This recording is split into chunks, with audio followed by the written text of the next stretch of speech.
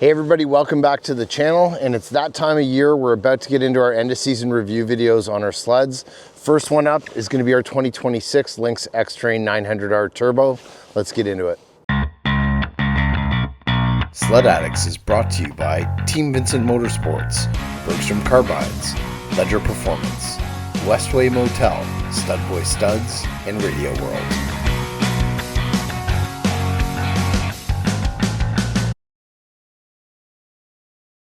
All right guys, so once again for 2026, we went ahead and picked up another Lynx Xterrain 900R Turbo. Really fell in love with the 25 model, and there are a few differences when you look at the 25 model year versus the 26. The two big things are really just going to be that you're going to get a seat warmer with this one, with obviously the switch on the console here. And then the other big thing too this year that's different is you get the 4-piston caliper brake with it, which was really nice add-on for sure. Yeah, and that heated seat is across, I think, all BRP's 900s, right? The Renegades as well. Yep, they all got the heated seat, and again, it's just a nice touch. I found actually for the really cold mornings, that's kind of a nice add-on. Keeps your tush warm and makes it a little bit more comfortable to ride. Yeah, doesn't also keep the seat as hard as it normally is. Good point. Yeah, the seat. I noticed the seat warmer when I first got on it. Mike had the seat warmer on high, and I forgot that it had a seat warmer. And I'm riding it. I'm like, what is going on here? Something feels different, and it was my butt was hot. So obviously the big thing with the Lynx is, you know, it's an uncoupled skid with the 146, and we did obviously make some changes this year in terms of this build versus last year's build. So with this year, as far as performance, we went with the MaxxECU from Martin over at Precision Sports, and Chris Ledger has always built this sled for us. That involved obviously a full standalone ECU, as well as injectors, and then we also did some clutching work to it as well.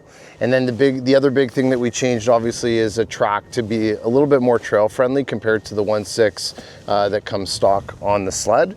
And overall, I think both of us really enjoyed the power. It's definitely a huge difference when you go from a stock 900R and you go to something that's tuned. Night and day. And this sled, I would think, compared to last year's, like last year's sled was fun. This year's sled is a whole other level of fun. Like, you hit the throttle, those skis are in the air whenever you want it. It's just a damn playful sled. And for it being a 900, the way that it lifts is really impressive. It's crazy. I think the one thing that, you know, I've said, and a lot of people I think would probably agree, is it's the closest thing you're going to get to that playfulness feeling of a two-stroke sled, and we're used to our 850 turbos, and I think overall it was a blast. Now that ECU is really great. There's a couple things that obviously you're going to have to get around at the beginning. The big difference with it is that it's tuned specifically to the motor of this sled. So it's almost like a custom tune versus having what you're buying from some of the other different companies that are out there is really more like cookie cutter for those sleds, and they're all sort of the same program. This one is actually tuned specifically by Martin over at Precision Sports, and it's specific to this motor. The one thing I will say, and that is, you know, a little bit of a downfall, is just that you have to spend some time up front. You know, like we had Chris do it first. We got the sled up to Cochrane, we ran it, it needed some more tuning. And you had to get a computer, plug it in, and basically call Martin. He did it all over the air, over the phone, just you plugging it in. So it's great to be able to get that, you know, that ECU tuned for the specific sled, but just know that you're going to have to, you know, spend some time with Martin. There's a USB plug on the dash here that you plug into a computer, and he kind of remotes in and does his work. The same thing would apply to if you have any issues. So if there's any issues, you got to remember you can't not take these sleds back to a BRP dealer because they can't plug them in to see anything. Because there's no stock ECU that's there.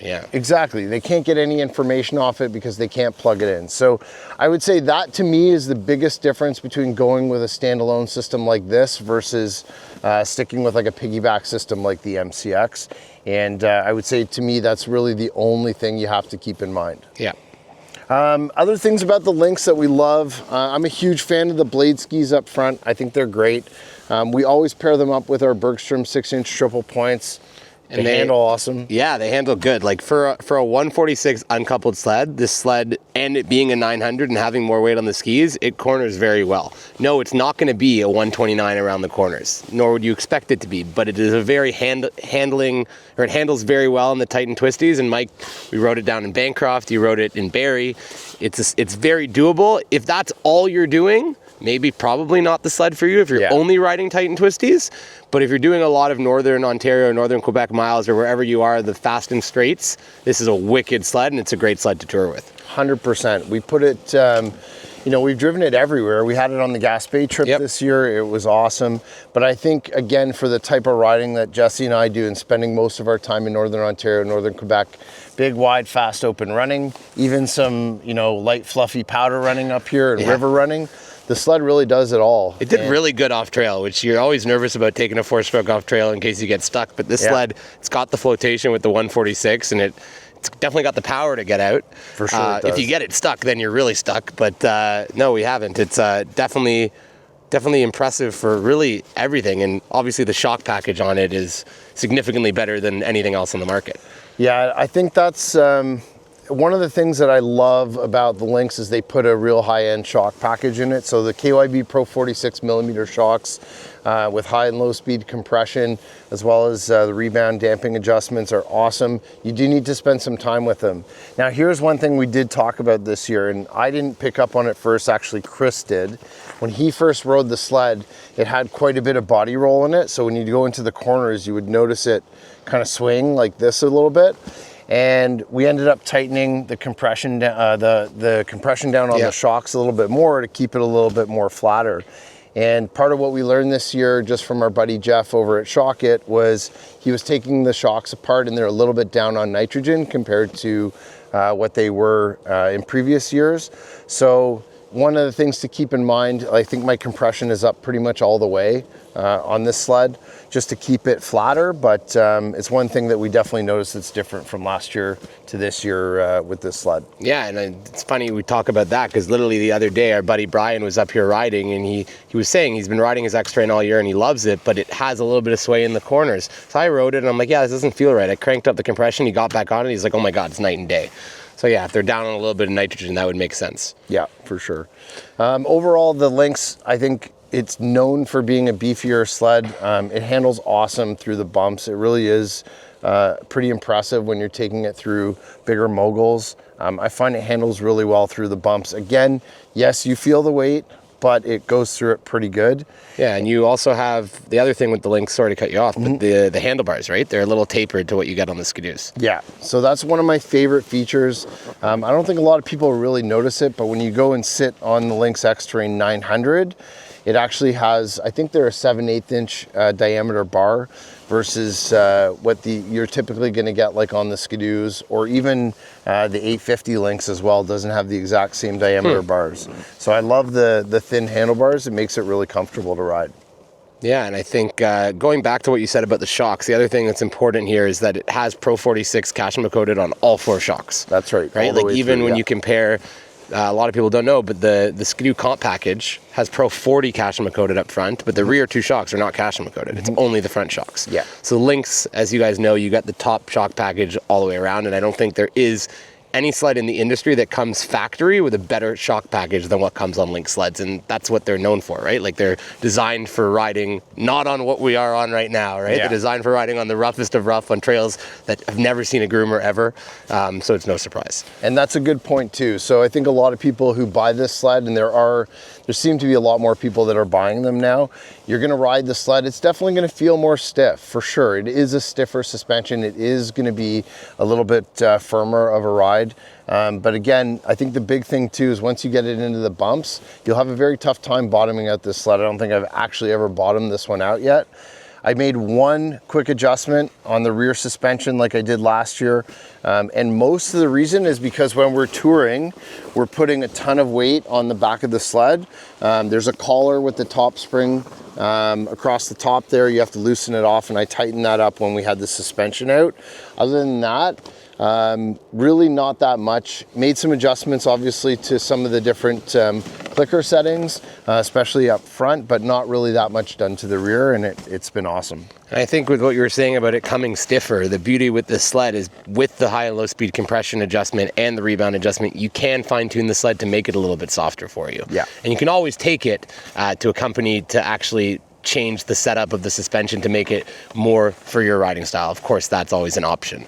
I think my opinion, I don't know if Mike's going to disagree with me on this, when you're riding on the trails, on super bumpy trails, this handles the bumps very well. There's no doubt about it. It doesn't bottom, but I still don't find it as smooth through the bumps as what you get on an R-Motion suspension, which I think is not really a surprise because it's not designed to be as smooth. It's just designed to crush the moguls. Mm-hmm. Yeah, I would agree with that. It's definitely, like I said, it's a stiffer riding sled for sure. It's not a Renegade 900 with smart shocks in the moguls. Right. Right. Yeah. No, I agree with that for sure. So again, I think a lot of people, we get that question a lot. What's going to ride better on trails?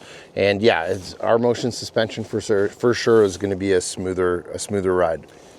So one of the other big differences that we did for this year with this sled is we went with a bit of a different track compared to last year. Last year we ran the new Ice Arrowhead, which is a pre-studded track. It's got over 300 studs in it, and it worked really well, hooked up awesome. That's a 1.3 inch track, I believe. This one's also a 1.3, but this is a Cobra R rated 2-ply track. This is what comes off the Polaris's actually. And Chris wanted to try this with more of a traditional stud setup.